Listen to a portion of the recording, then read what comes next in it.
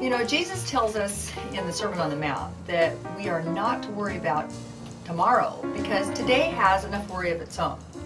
And I'm just wondering if you're anything like me. You know, I tend to take things and sometimes I can blow them out of proportion. I can start worrying about things that haven't even happened yet. You know, I want to share with you a little bit about what's been going on my blog. I know some of you check in there and you make comments, and others of you probably just listen once in a while anonymously, which is great, which is cool. But, you know, one of the things I've realized, and since I started this blog in March, is that there's some very real and painful issues out there. Some of the things I've been reading about the past couple of weeks that you've been sharing with me are things such as, you know, family situations, worry about children, worry about aging parents and all the issues that surround parents getting older and having to relocate them. And, you know, these things are just really painful and real. I know, you know, there's others of you that are dealing with physical problems, chronic, serious physical problems, and yet, in spite of it all, you're positive and, you know, you look for the best in life and you're living life to its fullest.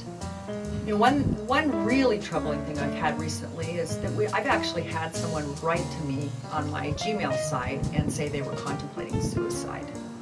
And that really pains me because, you know, things have to be looking really, really bad, and there have to be a lot of projection going on to feel like something is so bad that you want to end it all. And I've really been praying for that person every single day, several times a week. So I guess what I'm trying to say is there's just a lot of real issues out there. And on the other hand, there's also issues that sometimes we can take in our mind, and if you're anything like me, you can have a wild imagination and just run rampant with the smallest little thing. But to lighten things up a little bit, I'd like to share with you a story that I'm reminded of when I think about imaginations and projecting into the future and worrying about tomorrow and worrying about what could and might happen. Many years ago, when our daughter Christina, who's now 23, was in 8th grade, I decided to be one of the parent supervisors on a weekend field trip. Actually, it was a pretty lengthy field trip. It was like a 9-hour drive up to Yosemite National Park, which is located in the northern part of our state of California. So anyway, we drove up there, we all checked into our campground, and out came one of these rangers to give us sort of an overview of what was expected of us, the rules of the park, etc., etc. So we all gathered around him as he started telling us, you know, warning us about some of the wildlife, including the bears. Now, the interesting thing that he told us about the bears was that in order to keep them away from the campground, we were not to have any food in our tents, no food in our cars, in fact, because the bears have been known to go and just pry the doors off the trucks, trying to get to food or anything that they might think was food that you had inside your cars. So, keeping that in mind, by the time we went to bed that night and set up our tents, we were like overly concerned. Like, oh my gosh, do you have a chapstick that might be scented strawberry, as a lot of young girls do?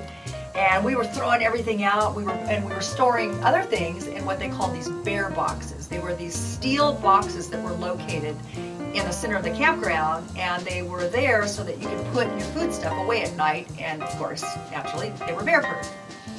So later that night, you know, after campfire and all the good stuff you do when you're camping out, we all went into our little tents, and I mean little tents. I was in a single tent. So you got to get this picture here. It's a tiny little, probably 8 foot long by maybe 3 foot tall. So I get ready to go to bed at night. You know, it's hard enough to sleep because it's kind of cold out and all, but in the middle of the night, all of a sudden I start hearing this noise, and it starts really faintly, and then it gets louder and louder. And it went something like,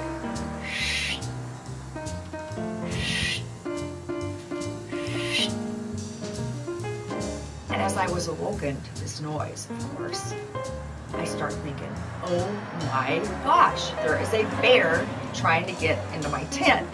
So I'm laying there and I'm practically, you know, suffocating because I'm trying not to breathe. I don't want him to hear me.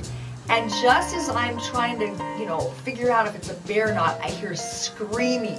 So I hear all this screaming from a tent that's just a few feet away from me, and it's one of the women, one of the teachers, and she's screaming out, "Donna, help! There's a bear! Donna, help!"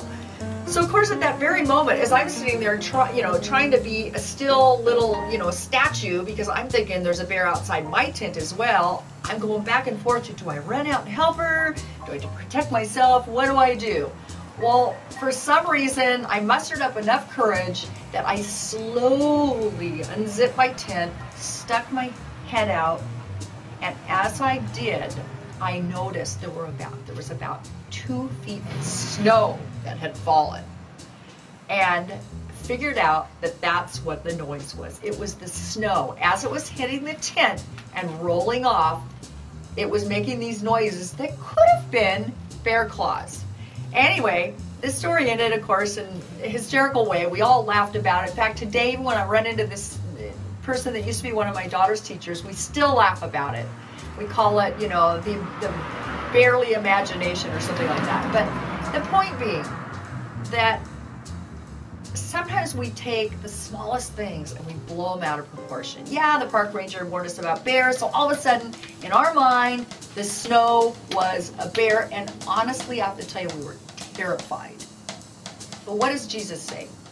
Don't worry about tomorrow. Today has enough worry of its own.